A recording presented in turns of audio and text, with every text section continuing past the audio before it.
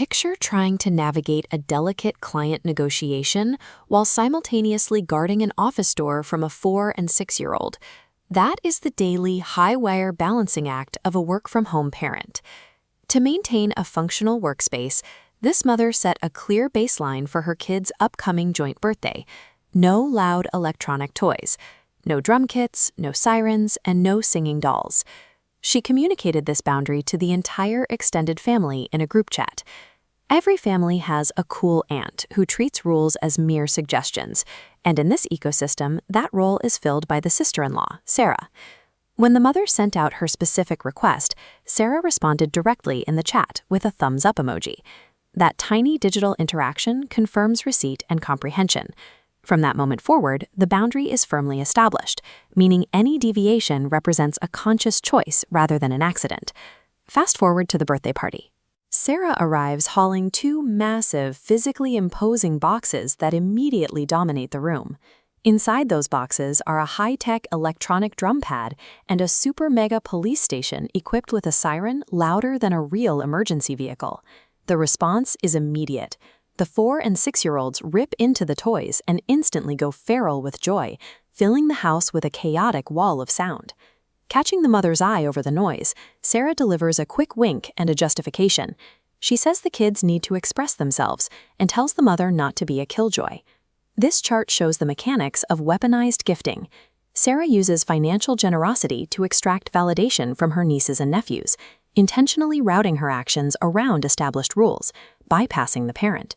That wink confirms the sabotage is deliberate, acknowledging the rule while actively enjoying breaking it.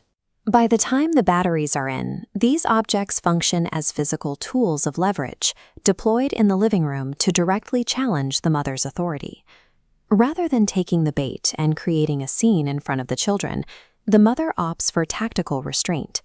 She waits for the party to end and for the kids to go to school the next morning. Once the house is quiet, she meticulously packs the plastic noisemakers back into their enormous boxes, drives straight to Sarah's house, and leaves them on the porch. She then sends a short text confirming the delivery, noting that since Sarah finds these tools of expression so valuable, the kids can enjoy them at her house.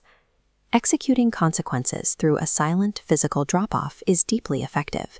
It starves the boundary stomper of the dramatic public argument they crave, while permanently shifting the power dynamic back in the parent's favor.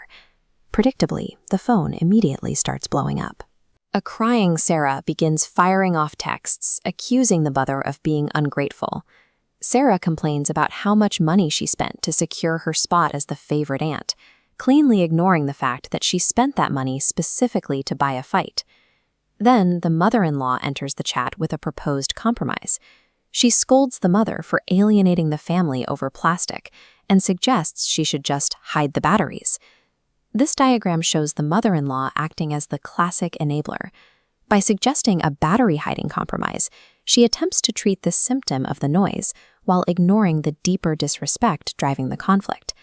Adopting the enabler's logic only teaches the aggressor one thing: that throwing enough money at a boundary is a viable way to erase it. Even the mother's husband, who broadly supports his wife, offers a mild critique. He argues that returning the gifts to the porch without a face-to-face conversation was unnecessarily cold. Firmly, someone who actively weaponizes a child's birthday to score cheap points against a parent has already forfeited the right to a warm, vulnerable confrontation. The verdict is clear: not the asshole. Holding the line on household rules remains a basic, necessary function of parenting. Protecting a professional workspace and mental clarity from a Trojan horse of plastic noise serves as a mandatory act of self-preservation.